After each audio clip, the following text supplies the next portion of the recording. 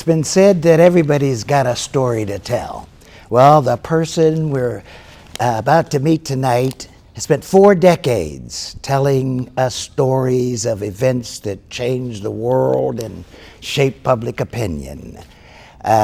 He's a newsman, and his own personal story is just as compelling, and that's the story we hear tonight. I'm Earl Caldwell, and this is the Caldwell Cafe. Parlayed all of that energy. Who was good and who wasn't? Who was lying Industry and who wasn't? around the industry might Not being for me reporting. Whispering in my ear, I have an excellent guest for you, Caldwell. Welcome, Bernie. It's so great to have you here. It's good to be here. Yes. We've been looking forward to this night and to this conversation. Is this your first time at Hampton? Second time. I have a goddaughter who graduated from here several years ago. And This is my first tour de force of the campus. okay, yes. Well, as I said, it's great to have you here. Your career, when I look at it, the thing that I find so stunning, you tell me if I'm right, but usually they have these careers go like this. Yours is like a rocket. It just went, It didn't feel that way. And nor was it that way in reality, because you have to labor very, very hard. There are so many talented women and men in journalism, print or broadcast. And people are subjected to all kinds of things. Competing, getting good stories, and of course, internal politics within their respective organizations can be devastating sometimes. So it really is up and down.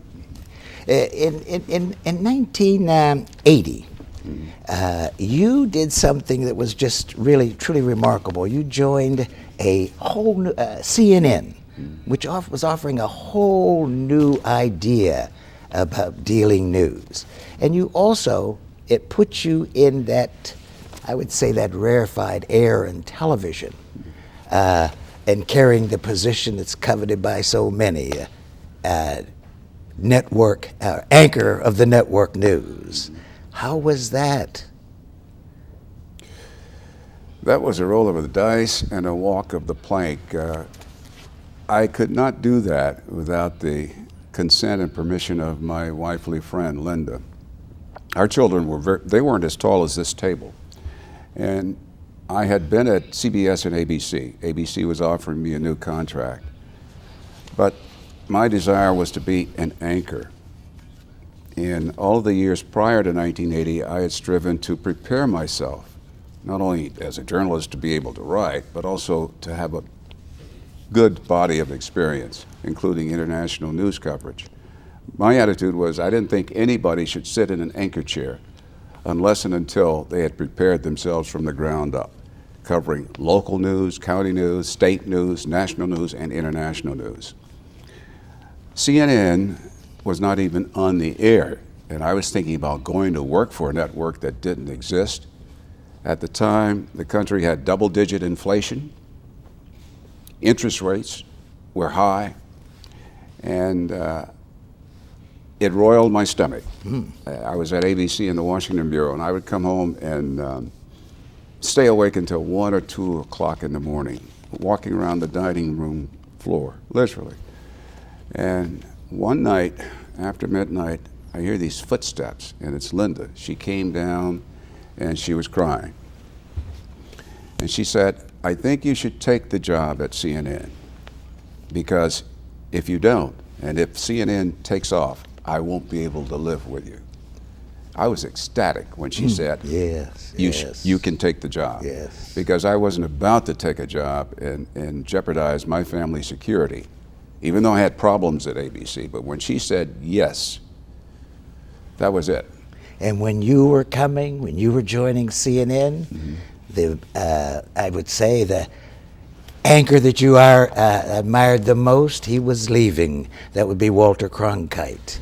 Well, Cronkite was, when I was 13 growing up in Chicago on the South Side, I was just fixated on Edward R. Murrow and Walter Cronkite. They, to me, were the absolute acme broadcast journalists. And Merrill was my idol. I never met him. Walter and I met in 1961 when I was in the Marine Corps. And we were friends for over 50 years until he passed away. But I wanted to be a CBS News correspondent by the time I reached age 30. I made it by age 31. Wow. And you got to the anchor's chair at 40. At 40. Yes, yes. But that's really young to move in that position. I wasn't thinking in terms of chronological years. I felt mentally competent and ready and prepared for it. Right. And at CNN, a news network that was on the air 24 hours a day, 7 days a week, there was more than enough airtime. If your ego was large enough and you needed that amount of oxygen, you certainly had it. But I felt what I was doing. I believed in what I was doing. So did the people around me. Mm-hmm. And I felt CNN was the last frontier in television network news. These two giants that you mentioned, Cronkite and Merle, mm-hmm. what did you get from them? What were they giving you? Their mere example. These were people who were historians. They could write as journalists. They were interested in the world, and I think more than these gentlemen making their careers, the news made them. We were at war. Right. You're talking about Hitler rampaging through Europe, the unimaginable murder of hundreds of thousands of Jews, more than 6 million. Yeah. The challenge to the free world, Great Britain, an island nation struggling, pleading for the world to help. Roosevelt in the United States finally coming to the rescue. Merle reporting the bombings of London. Yeah. People like that were affected by history, and they became notable because of their ability to communicate what was happening. Cronkite also. And then when you went to CNN, another larger-than-life figure, Ted Turner, was he the one that persuaded you to leave CBS and join up with this new idea? Well, he hired Daniel Shore, who was a friend and colleague from the days at CBS. He also hired a man named George Watson, who was a brilliant Moscow bureau chief for ABC.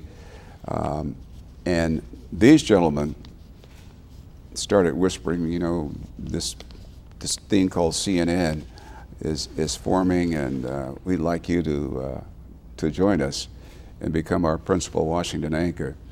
The one thing Ted did, to go to your question, they had me come down to Atlanta, and we walked up this 2-story white ramshackle house, dingy corridors, broken down furniture, and there sat Ted Turner behind the desk. And you know the accent, I won't try to imitate it, but after about a 15-minute conversation, he said, "Bernie, sign the contract." He said it that brusquely. And I said, "I'll think about it," and I went home and thought about it for a few days and decided to do it. And I thought, you might need your head slightly examined. You're going to work for a network that literally doesn't exist and wasn't due to go on the air for 5 months. June 1st, 1980. Oh, wow. Yeah. And through your time there, did you continue to did you develop a close relationship with Turner?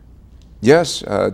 Ted at the time also owned the Atlanta Hawks basketball team. Oh, yes. Cable was so new that the way we made certain that the people in the power corridors of Washington knew about us, Ted would spend $20,000 per satellite dish, had one installed at the State Department, the Pentagon, I'm sure the CIA, on Capitol Hill, and the White House. That literally was how they came to know about CNN. Wow. And when he wanted to see his basketball team, if he was on the road, even if they were playing in Washington, he would come into the bureau and sit in the side office, watch the basketball game, and then come out and kibitz with us from time to time. So we would run into each other. CNN was a very collegial network then. We had college students, we had interns, we had people with broad years of experience. It was a conglomeration of effort.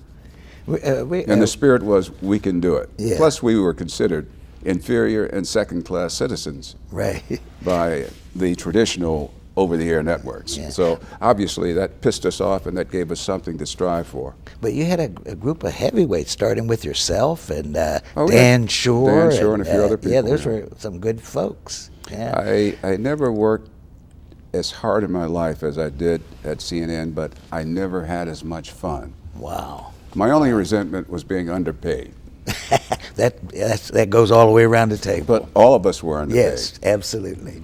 We have a 2-minute package. It's a CNN tribute to yourself that was delivered at when you were inducted into the National Association of Black Journalists Hall of Fame, and we'd like to take a look. That was an honor. Yes, and take a look at.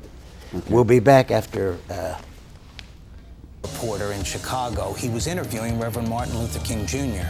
And after the brief interview was over, Dr. King took him aside and encouraged him to pursue the profession of journalism, saying to Bernie Shaw, "We need more like you." Details are very sketchy at this moment. We are told that shots were fired at his party as he left the hotel. The first question goes to Governor Dukakis. Part of the Bay Bridge has collapsed. Part of it's in the water. No word on fatals. I do not think one terrorist bomb with all the carnage will shatter either the faith or the future of the people of Oklahoma. One of the reasons why I came to CNN is that I wanted the challenge. The number one challenge is not just to tell you what and why things happen here, but to explain what developments mean to you and how they'll affect your pocketbook. If you had not allowed missiles in Cuba, would relations with the United States be different, better? As president, judge thyself. Have you been a good president or a mediocre president? The situation in Tiananmen Square is that it is a standoff. We were just told by the government of China that about 58 minutes from now, the government will pull the plug. I was in a room across the hall. I raced for the microphone, and here was Bernie. Atlanta, come to Baghdad, come to Baghdad. Skies over Baghdad have been illuminated. We're seeing bright flashes going off all over the sky. How did CNN manage to stay on the air during all this? I'm just thinking about whether I want to candidly answer your question. All right. He paved the way for so many people. And I'm not talking about just African Americans. I think all of us, all the minorities. Bernie was there for us. You're the best. Lots of love. Okay. Right. Hey. Thank you, sir.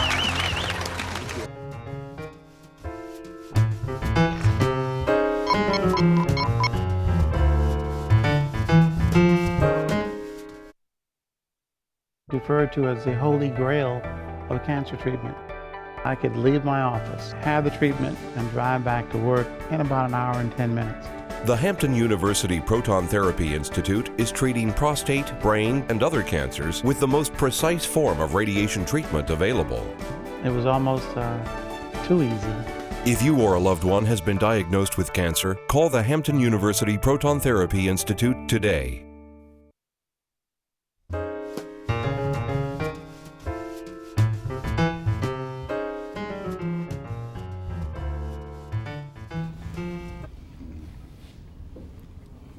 I'm Earl Caldwell. This is the Caldwell Cafe. We continue our conversation with the legendary broadcaster Bernard Shaw, who is a Chicagoan. Yes, Chicago people are fierce in bragging, talking up their city. You know, I consider Chicago the best journalism town, not only in the country but in the world. People who've come out of this city on Lake Michigan and the Chicago River include Ben Hecht, yes. Ernest Hemingway in suburban Oak Park. Started out as a young reporter. He worked there at City News. Kurt Vonnegut used to work for the City News Bureau of Chicago. The tradition was Chicago, when I was growing up, had 4 dailies, if you can imagine. Wow. 2 in the morning, 2 in the afternoon, the Black Chicago Defender on Friday, yes. And we would get the Pittsburgh Courier on Friday. Another black paper. We had yes. 6 newspapers in our house.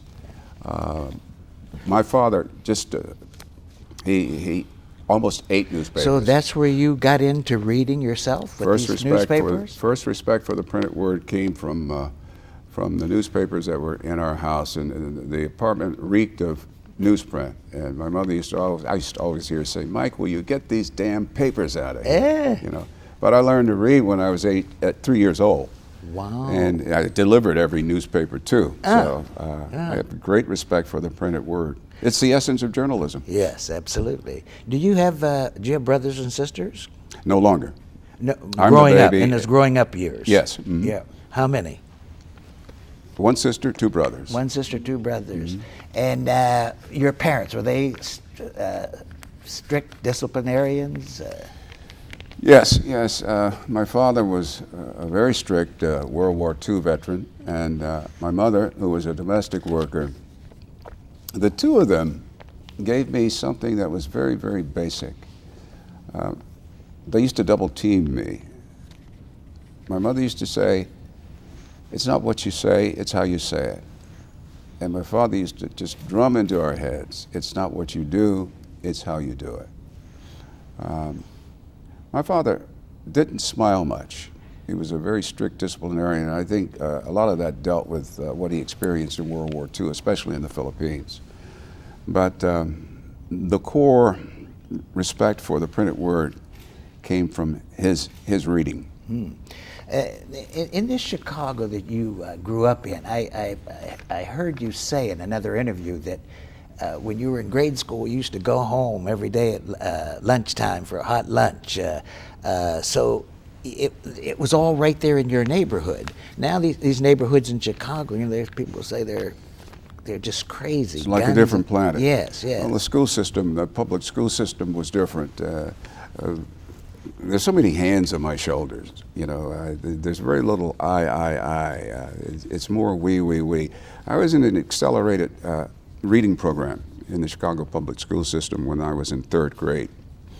And there was no air conditioning in the buildings then, or even at home for that matter. And one afternoon in this class, I'd gone home, had lunch, come back to school, and of course it's hot. And being a young guy, a young boy, I was sleepy, and I put my head down in this special class, and I fell off to sleep. And I awakened to this thump on my head and seeing stars. And Mrs. Robinson was standing over me, and she really slapped the hell out of me. And she said, "Young man, God has given you a gift, and you're not going to waste it in my class." Wow. Never forgotten that. Wow. And there were other teachers in high school, a couple English teachers at Dunbar High School in Chicago on the South Side. Thelma Ford, a University of Chicago graduate who emphasized so much in English and public speaking. There's so many hands. Dean Mackin, the Dean of Liberal Arts and Sciences at the University of Illinois Chicago Circle. I carried 14 hours in the quarter system and worked 50 hours a week at an all-news radio station in Chicago. So I did not have much of a campus life. That's why I enjoy seeing the students here at Hampton to be able to come and learn in a campus environment. That's so important. I couldn't do that. I commuted to school, and I love school, and went right to work. But first out of high school, though, you joined the Marines. I had 2 scholarships when I graduated, and neither would take care of me for 4 years. And I didn't want to go my freshman year and wonder where the other 3 years were going to come from. I had a fascination with the Marine Corps, and I also wanted to get a military commitment out of the way, but I also wanted the discipline that the Marine Corps provided. And that's why I went into the Marine Corps for 4 years. And I was studying at the University of Hawaii, taking courses, went in East Carolina College and what have you. So the Marine Corps gave you what you had hoped that it would? Partly. Actually, I could have dealt with 2 years in the Marine Corps instead of 4, but that was a requirement. I thought you were going to say that you may stay for 20 years. Oh, I had some fools, some officers, NCOs, non-commissioned officers, who said, "You'd make a great Marine, career Marine. It's a great career, stick with it." Yeah. And I told them where they could stick that thought. So when you came out of the Marine Corps, you were able you went back to college. I was taking entrance exams the last 6 months in the Corps. I got out August 19th, and I was in class. Right. 3 weeks later. Right. Which was a mistake. I should have given myself at least a half-year breathing time just to decompress, but I was so intent on getting back into school and getting on with my life and career as a student. And you went through college in 3 years, right? 3 years, but I did not graduate. Okay. Oh, why did you leave? The news mecca of the world was Washington. Right. Our capital. Right. And after a few years of working in Chicago for Group W. Westinghouse, they wanted to promote me and transfer me to Washington to cover urban affairs initially and ultimately the White House. Mm-hmm. And I decided that I had to accept that promotion, that job offer. I didn't have time to stay in school.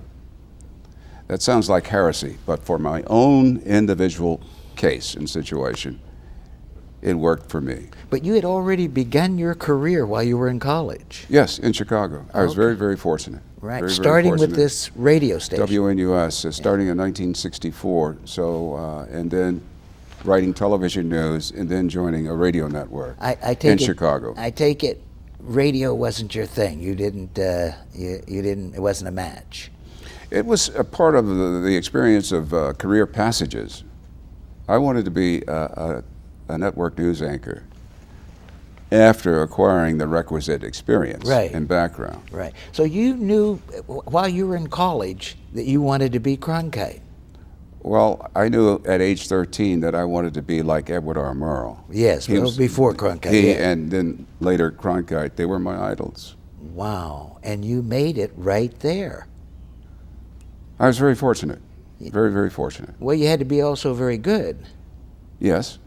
Yes. What was it? I was never satisfied with my goodness, though. What was it that made you so good that you could not just get to this place where so few can make it, but in the institution of the news media, there were very few African Americans going up like that. Very, very few. Mal Good at ABC News. Yes. There's a name that many people have forgotten. Yeah. The barriers, the racism, and were thick. Let's put it that way. I remember when Mal Good was hired at ABC, the executive's way of deep-sixing Mal was to assign him to what? Where can we put this man where he will not be seen very often on the ABC Evening News? Let's assign him to the United Nations. Yeah. And guess what happened? The 1961 Cuban Missile Crisis. Oh. Who was on the ABC Evening News every night in virtually every radio network newscast but Mal Good? Yeah. But there were very few. But that did not deter me. I had this dream. I believed in these two principles who to me epitomize excellence in journalism. And I knew politically and culturally and sociologically what the lay of the land was. Right. And I said, I believe in myself, this is my goal, and this is the challenge. Yeah, yeah. If there are few of us now, there will be many of us later. Right. One quick question. When you took these, did you feel, was race a big factor for you as you began to go up that ladder? Oh, no, racism was in the air. It was palpable. One of the things that I used to fight all the time with any of my bosses, employers, was, I'm a journalist. I'm a reporter who happens to be black. And I don't mind covering the Board of Education, but there's no way I will allow you to assign me to solely stories dealing with black people. We got to take a break. We're going to be right back, and when we continue our conversation with Bernard Shaw, we'd like to get some of the behind the look at some of the big high points in your career. Uh-oh. Okay. An article where proton therapy was referred to as the holy grail of cancer treatment. I could leave my office, have the treatment, and drive back to work in about an hour and 10 minutes.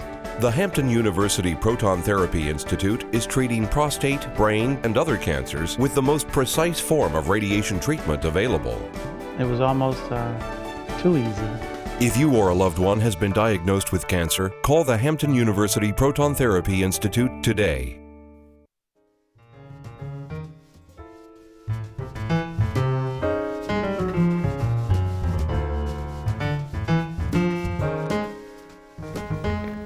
Welcome back. I'm Earl Caldwell, and this is the Caldwell Cafe. Our guest tonight, Bernard Shaw. One of the things that you are so highly identified with is the presidential debates of 1988, and that opening question. You were moderator and led off. Tell us about that first question.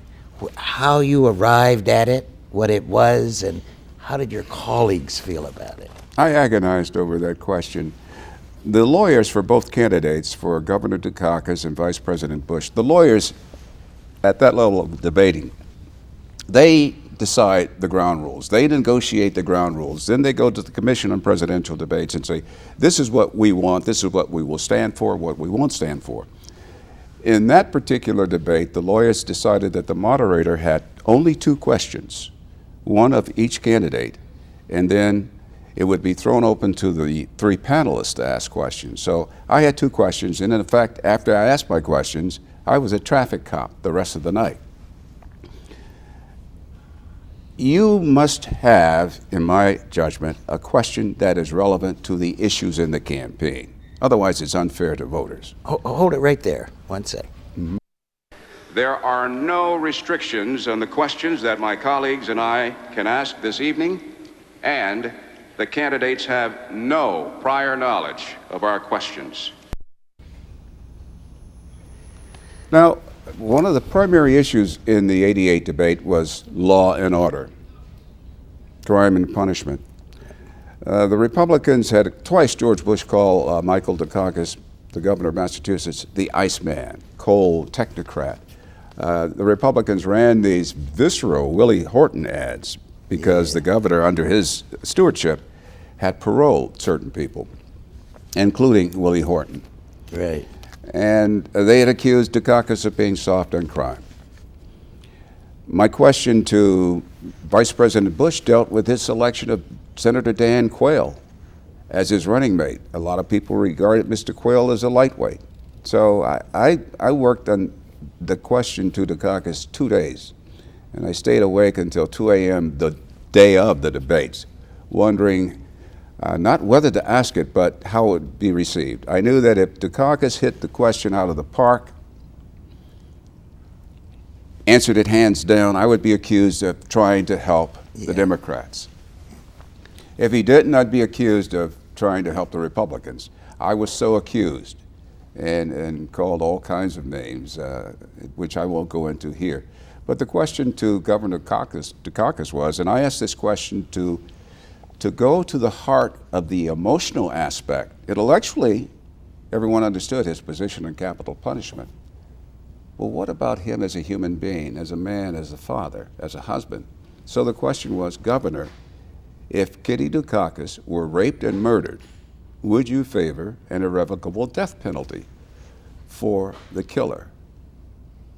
There was not one space, not 2 seconds from the time my question ended, and he responded, no, Bernard, and I think you know my position. Yeah. Well, I later found out that in the green room, the Republican Party's green room, James Baker, former Secretary of State and Treasury Secretary and a Bush think tanker, he shouted through open, he said, hallelujah, great, great, great. In Dukakis' green room, Susan Estrich, his attorney, she's crying. She said, pleading on television, said, Mike, the man just asked you about the rape and murder of your wife, and you're saying you don't favor the death penalty. And this is true. You know, after the debate is over and the panel, the moderators, we stand up and the candidates file past you, shake hands. Mrs. Dukakis had rage in her eyes. Wow. And I have never had my hand so tightly squeezed as the night she squeezed my hand. Wow. I said, Mrs. Dukakis, and I nodded to her, and she just looked at me and shook my hand like that. I said, Governor, it was nice working with you tonight. And he started tight jaws.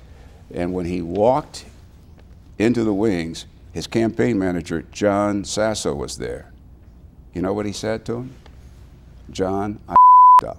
Huh? That's a quote. Wow. That's what he said. Wow. The next morning, Wow. on the flight, when the candidates were flying up to San Francisco, she excoriated me in the press, said there was no reason for that question to be asked, had no place to be in a presidential debate. Yeah. And yet, 2 days later, the Dukakis campaign called up and said, we want Shaw to interview Governor Dukakis. And I had to take a charter plane up to Canton, Ohio. And we met in the airport manager's office, of all places. And the news cycle that day had a story that all the candidates were reacting to. So that was my first question. Right. Camera's rolling, tape is rolling, and I asked the question relevant to a news story that day. Right. He said, he completely Yeah. erased my question, Yeah. swiped it away and said, Bernard, you know, I've been thinking about that question you asked me. And yeah. so that's the background. Wow. The other part of Wow. that is that Wow. the three female panelists tried to talk me, a fellow journalist, out of asking the question. We had a meeting in Ann Compton's hotel suite in the hotel, and we agreed that nobody would talk about the questions or what have you. But they said, can't you not mention Kitty Dukakis by name? Wow. And all three of them leaned on me in that meeting. And then when we had our walkthrough rehearsal for makeup and everything later that night at Pauley Pavilion where the debate was staged, they came at me again in the commission's office. Wow. And I said no. Wow. And I was really seething. I was so angry. Yeah. I was almost shaking. Yeah, well, That somebody, a fellow yeah. journalist, Yeah. would lobby me not to ask a question. Yeah. And so Wow. Let's go to Baghdad. I don't have any Let's go to regrets Baghdad. whatsoever. And reporters with war, the reporter's always running to get there. Mm-hmm. With you, you're in Baghdad and the war breaks out. There was and a you're reason- in the line of fire. Yeah, well, there's a reason why I was there. I had interviewed Saddam Hussein in October, the year before. Right. People forget that.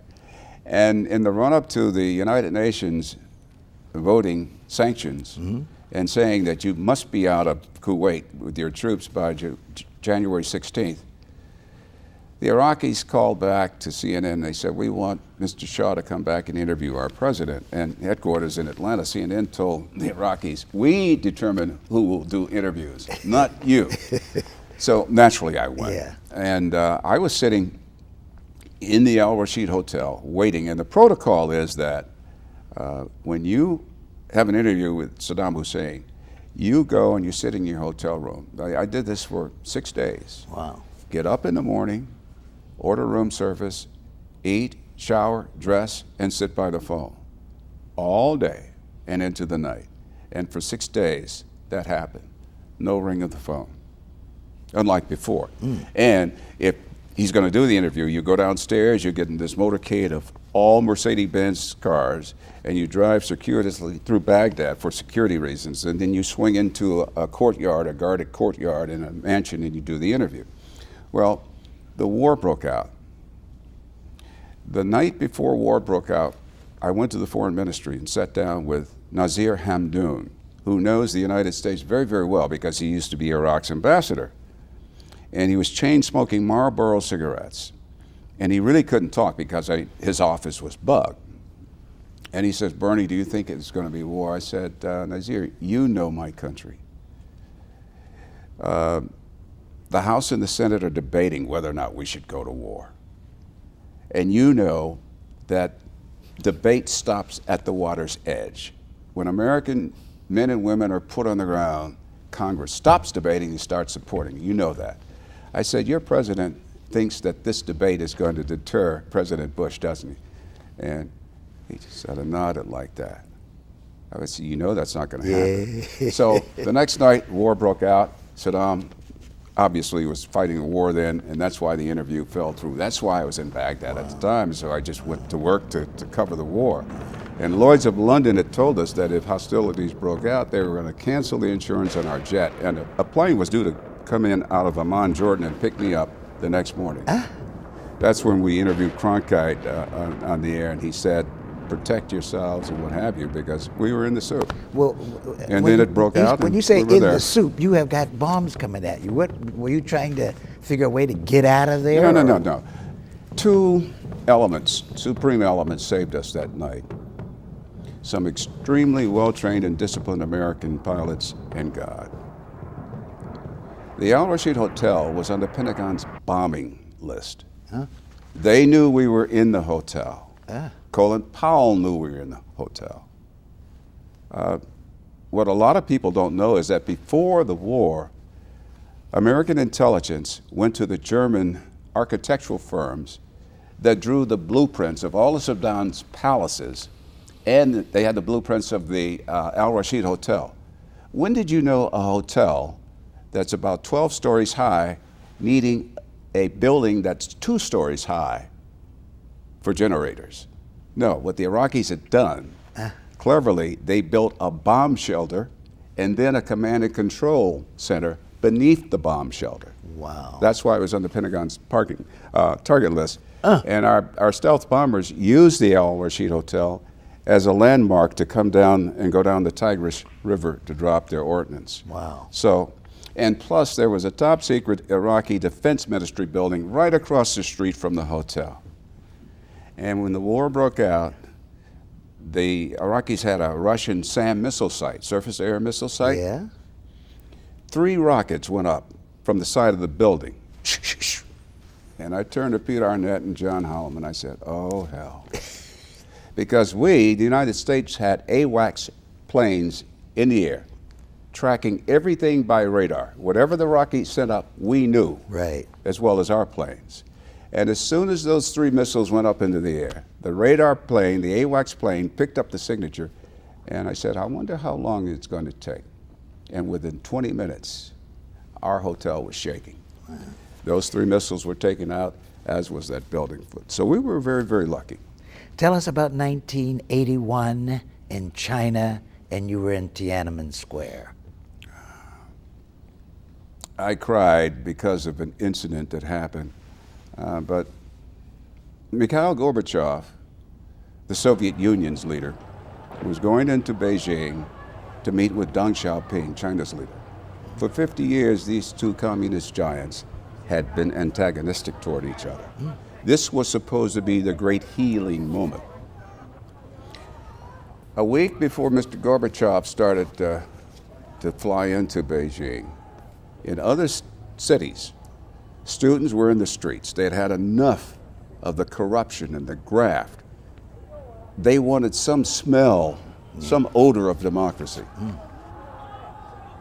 And their numbers just swelled, and it spread from other cities to Beijing, just as Mr. Gorbachev almost literally was stepping off the plane. Wow. More than 1 million people were in the streets every day, to the point that the story we went there initially to cover was overrun by these students. You imagine 1 million people, and then middle-class people started joining them, lawyers, doctors, dentists, peasants, and the government had this embarrassment on their hands. It was so bad that Gorbachev had to be sneaked into the back door of the Great Hall of the People. They couldn't put on their huge welcoming ceremony for him. So Mr. Gorbachev left. The demonstrations got thicker and thicker. At night on Tiananmen Square, students formed their own medical units, helping one another. It was very cold in Tiananmen Square at night. During the day it was blazing hot, but at night it was very, very cold. The Politburo, the old-timers, the old hardliners, they were stymied. They were embarrassed and they were angry. Right. After Gorbachev left, we were still transmitting. And one day we were on the air and 2 Chinese officials walked in. This is where I cried. They walked into our control room. Now me, I'm a child of democracy, right? I'm an American, I'm a journalist, I'm used to freedoms, basic freedoms. These 2 guys walked into our control room and said, your mission here, your reason for being here has ended. The summit is over. You must now stop your transmissions right now. And to his credit, Vito Maggiola, our Sunday desk editor, I don't know where he thought of this. It was like something out of a World War II movie. He looked at the document and he said, "This doesn't have a chop," you know, the official mark on papers. Yeah. It stunned these two foreign ministry guys. Yeah. They were stunned. Do you know they left the room, which of course gave us precious time to stay on the satellite, to stay on the air and report to the world. President Bush was at Kennebunkport in Maine. The Secret Service called him down to the guard shack. That's where they had the ability to see CNN. And he started issuing official U.S. government statements of reaction based on what he was seeing and hearing on CNN. These two Chinese officials returned to our control room, and they ordered us to shut down. I was so angry, I was trying to conceal my rage and emotion on the air because we got to be calm, and we were worried about Chinese troops storming the Great Wall Sheraton Hotel. So we finally shut down, and when I went back to my room, I was just trembling. I just broke down crying. To think that, yes, this is reality, Bernie. Two people, a government can tell you what to report, what not to report, and when to report it. And then in 1985, there was Gorbachev and Reagan in Geneva. In Geneva. And you were there too. I think that's the most important story. People say, well, was the Gulf War or Jonestown, Guyana, or something like that, Tiananmen Square, the biggest. This meeting by the world's two most powerful leaders sitting down for the first time. Remember Reagan, he of hard line fame. Right. Gorbachev. Right. Sitting down to begin to pare back their huge nuclear arsenal. I mean, the survival of the world was hanging in the balance. I thought that this meeting was the most important one. There in that picture, Gorbachev, Reagan is looking very macho and athletic in a suit, and Gorbachev's got a stop coat, and Gorbachev said, "What do you do to catch cold?" You know, the Reagan people, they were very good at image making, of course, and that was an example of it. You mentioned Jonestown. You were there too. That must have been That was a ghastly story. Yes, ghastly's a good word. I was ABC's Latin American bureau chief and correspondent, and I was weekend down in Coral Gables, and I had gone to pick up an award for the ABC film people on the entertainment side. I was driving back to our house in Coral Gables, and I checked the bureau just to see, as I do routinely, and I got a call. It was my wife. She said, "Where are you?" I said, "I'm just at the bureau. I'm making certain the coffee pot is turned off and the wire machines have paper in them." She said, "New York has been calling you. They want you to get to Guyana as soon as possible. There's a charter jet waiting for you at Miami Airport. Your crew is on the way. I'm packing your bag." So I went home, got a bag, went right to the airport, and we were wheels up. What had happened was California Congressman Leo Ryan had gone down to Jonestown, Guyana, to investigate the treatment of his constituents. The Reverend Jim Jones had in effect a cult in the jungle, and he had bribed the Guyanese government officials so he could do that. He had access, and he had hundreds of acres. Right. And Congressman Ryan found out that people were being raped, sexually assaulted, and abused. So he went down there. His presence so inflamed Jim Jones and his followers that they actually assassinated the congressman at an airstrip called Port Kaituma. Unfortunately, 3 NBC journalists were gunned down, the cameraman, the sound crew, and what have you, and a lot of people were shot. And that is what sent out the alarms to the world. So I'm flying down there, and we get down there, and we find out that there are more than 900 people in this compound. And the U.S. Air Force had begun to shuttle bodies by chopper from where all this carnage was to the airport in Georgetown, Guyana, to fly these poor people back to the United States. Well, whenever you saw airmen carrying a body bag with one lump at this end and a lump at the other end, you knew there were 2 children in there. Oh. So the first day of the story, a weekday, I got down on Sunday night. The first day we're getting ready for Monday's news cycle, the ABC Evening News on Monday. Right. All the networks are trying to find out a way to get into Guyana. I had a chartered Learjet, and the only way we got that story on the air was that you would fly from Guyana 2.5 hours north to San Juan, Puerto Rico, feed your story to New York, and fly back. And we did that for 5 days. I was spending an average of about $20,000 a day, 24-hour cycle in this. But what I'm leading up to is this. I had some very sharp pilots, and they chatted up the chopper pilots, the American chopper pilots, as to where this jungle site of carnage was. So what we did, when we took off that Monday afternoon, our pilots didn't tell the air controllers that we were going to break our flight plan. We took off and we headed right to the jungle site. We made one pass, and my cameraman is taking videotape of this. And what you can see are dappled colors, oranges, pinks, chartreuches, purple, greens, whites. It looked like laundry, but these were bodies. And we did something that was very, very dangerous. This is a stretch Learjet, and the wings with the fuel tanks are vibrating a little bit. I said, let's make one more pass and go as low as you can. And of course, we were worried that the plane would stall. If it stalled, we'd go in, but we went very, very slow. And what we were doing was getting the tightest close-up shot we could get, so that when we satellite those pictures to New York, they would magnify them so that viewers could see what that carnage looked like. Wow. So we worked that story, averaged about 3 hours of sleep, and you know, it was just a horrid story.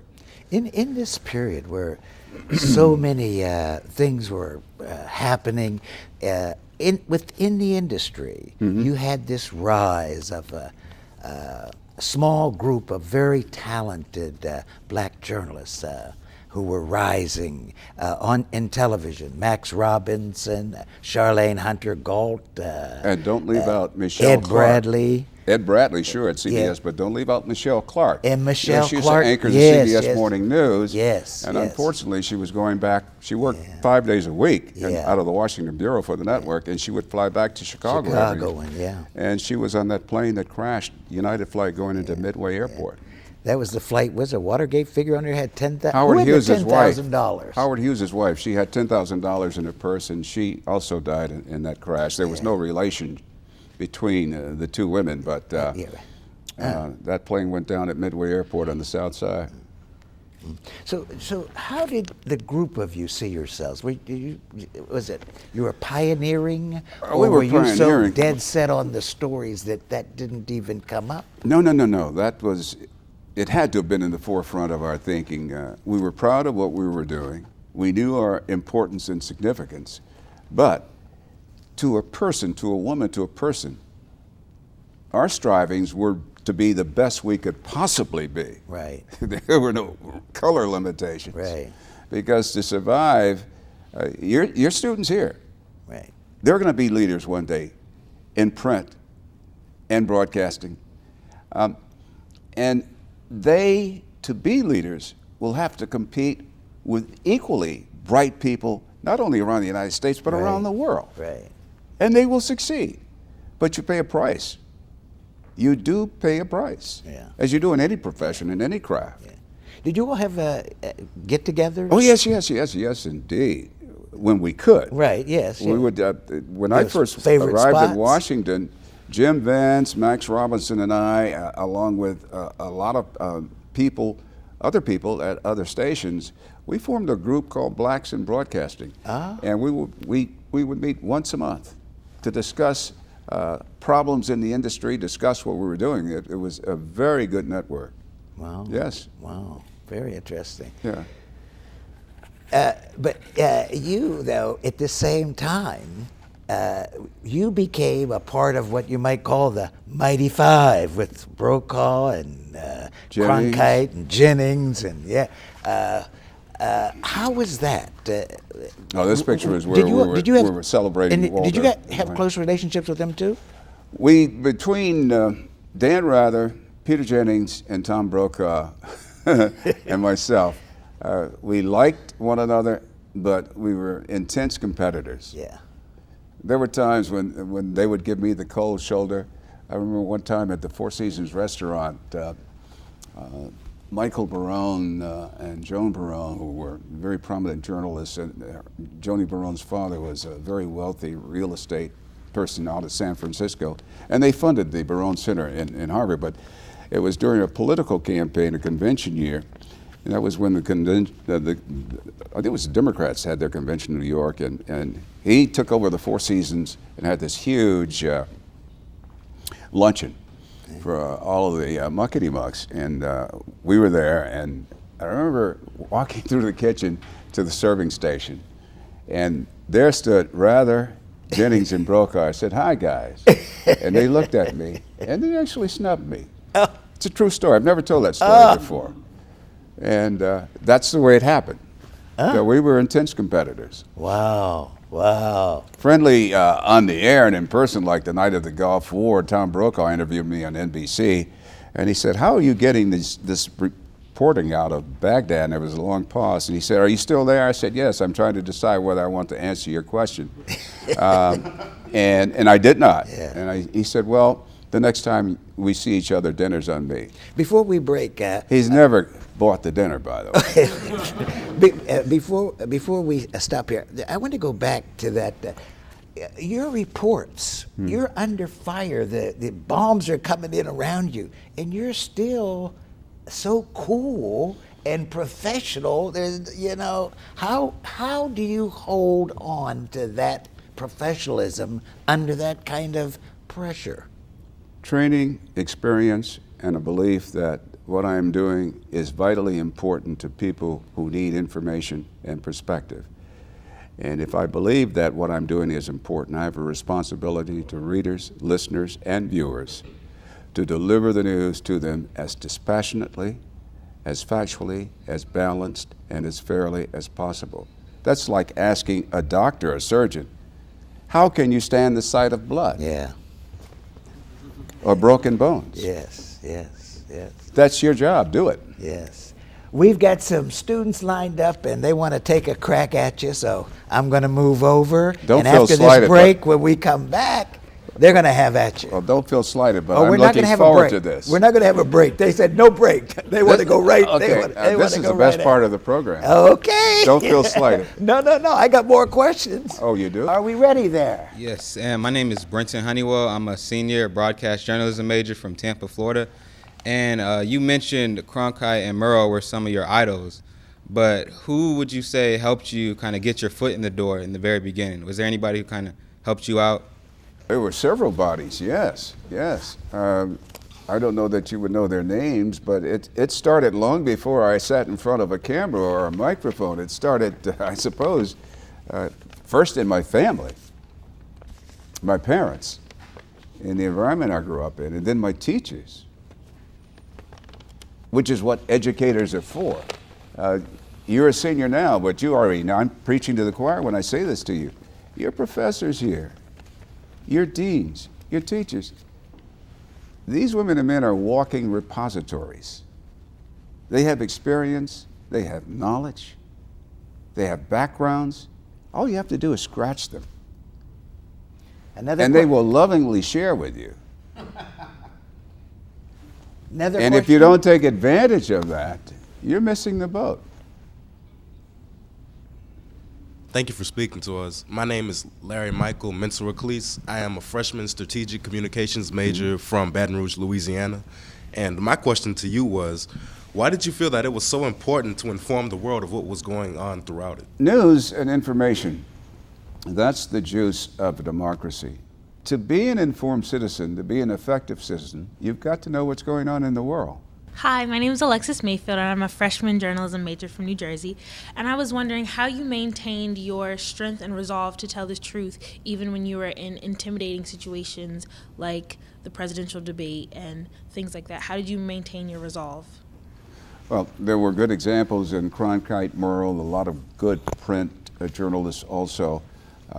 They set the standard. They set the bar when it comes to coverage of the civil rights era, for what have you.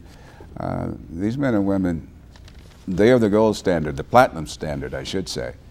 A dedication to the craft, a belief in oneself, and a responsibility.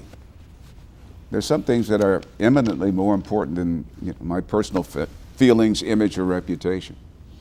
And if you don't believe that, you should take down your shingle. And because, another point, forgive me for getting slightly carried away because you touched a nerve. Consumers of news are very sophisticated. There's some people in news media who think that American news consumers are not, but they're very sophisticated. And the camera does not lie. The camera does not lie. The great boxer Joe Louis used to say, in the ring you can run but you can't hide, but the camera does not lie. And over a period of time, your body of work is out there, and readers and listeners and viewers, they can smell when something is not legitimate. So that's very intimidating. If you lose the trust of your viewers, readers, and listeners, you might as well take down your shingle. Trust is the only bond we have with consumers of news. That's why it's so important. My name is Talia Sharp. I'm a 5-year MBA major, leadership studies minor from Chicago, Illinois. And I want to know, what specific tactics have you utilized as a means to market yourself and quantify your contributions made to the various networks that you've worked with throughout your career? Usually the people you work for, public relations departments, public relations departments and other people, they take care of that. If you are succeeding, if you gain prominence because of stories you're covering, your company, they will exploit that. So you don't have to worry about your brand being out there. But since I've stepped back and I don't do things with any degree of regularity, I'm not as well known as I used to be, but that doesn't bother me. I like that very much so. And I'm not interested in branding myself. I'm working on a memoir, and that'll be a publication of note, but I'm not about branding myself now. I like the time that my wife and I and our son and daughter spend together. That's more important to me at this point in my life. Earl Caldwell talks about my career being a trajectory like that, but if it weren't for Linda and our daughter Anil and our son Amar, I couldn't have carried on. And I'd like to go back full circle to Walter Cronkite. He said two things, and I'd like you to respond to. He said this: a good journalist has only one job, to tell the truth. Is that as easy as it makes it sound? No, it's not. It's very, very difficult. Sometimes you feel that you're being undercut by either your colleagues or the company you work for. And usually when it's difficult to tell the truth, politics is involved.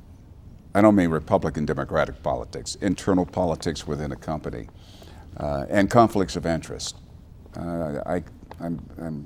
We're short for time and trying to think of instances where because a sponsor has a prominent role at a newspaper in terms of advertising space or advertising on radio or television, for some reason your investigative unit doesn't report on a certain story involving that advertiser. There have been times in the business when journalists have pulled their punches, but again, consumers of news can smell that, they see that. And when that happens, you lose credibility. That's why truth, people tire of hearing a harangue about the telling of truth. But trust is all a journalist has, or a journalistic organization. If you lose the people's trust. Right. Cronkite also said this. I'm going to read it. This is quoting Walter Cronkite. He said, "Old anchormen don't fade away. They just keep coming back for more." Yeah. Well, you make a lie out of that. Well, a you player, haven't of course. come back, though. Why are you so different from Brokaw still coming back and Rather came back as long as he could, but you stepped away at the top at these rarefied heights, and you didn't look back. I have good sense. No, I was being facetious a little bit. I vowed because it was so hard to make it right. in the business and get to the top, I vowed that I would never stay. My mother used to tell us all the time, never wear out your welcome. I knew the lay of the land, and it's a shark pit, you know. It's like a pool of piranhas. The competition is cutthroat, and any woman or man who wants to aspire to the heights, be aware it's going to cost you. It's going to cost you mentally and physically. My wife, Linda, said, please don't be negative, but you know, be uplifting, but that's true. And I decided I would not overstay my welcome. And I decided that my wifely friend of 40 years, Linda Marie Alston of Darlington, South Carolina, and our son and daughter had made sacrifices beyond the call of duty to help me in my career. And I deeply regret that I will never know the experience of being with them at pivotal moments in their growing up, because I was away somewhere. And that's what I meant at one farewell tribute. CNN did an hour, Larry King, and then another hour tribute when I left. And Sam Donaldson went apoplectic when I said in retrospect it wasn't worth it. Said, what do you mean it wasn't worth it? I said it wasn't worth it, because those moments that I'll never know about are eminently more precious than making money. Of course, I'm contradicting myself, because as the head of the family, the breadwinner, I had to work. Right. But when I assess money versus missing those times with them, the money's less important. I was there when Linda delivered natural childbirth and brought our 2 children in the world. I was in the delivery room for that, but there's still some moments I still regret. I'll die regretting certain things that I will never know. There's a gap there, and that's why we spend so much time together now, and the children are adults now. You have 2 children. And any grandchildren? No, our daughter just recently married. Okay, here's my question. You got another journalist coming out of the house? I hope not. And no, I'm not being disrespectful to the profession, but you have children. You do not own the children you bring into the world. Right. And we raised the son and daughter to be their own beings. Right. To respect their own talents and to pursue their own goals. We don't want any clones walking around the house. None did. And I like their independence, which startles me and amuses me a lot. But that's good. Yeah. I saw tributes to you from time to time with various of your colleagues. And indeed, when at the start of our evening here, Dean Pulley used some of these words, professionalism, integrity, classy, prepared, all of these things. I think you've made the audience know the truth to those things, those words that people attach to you. You surely demonstrated tonight. We're most grateful for you coming, and we always hold this night close. And the final word here, we don't have much time, but what's left is yours. I didn't go to bed until 2 o'clock this morning in Tacoma Park, Maryland, in my bed. And the reason why was I was thinking about what could I do, what could I share here on campus and here with you. And uppermost in my mind were the members of the student body.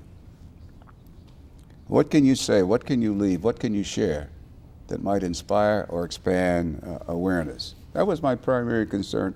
And Linda said, what's wrong, you can't sleep? I know what you're thinking about. I said, yes. But that was important.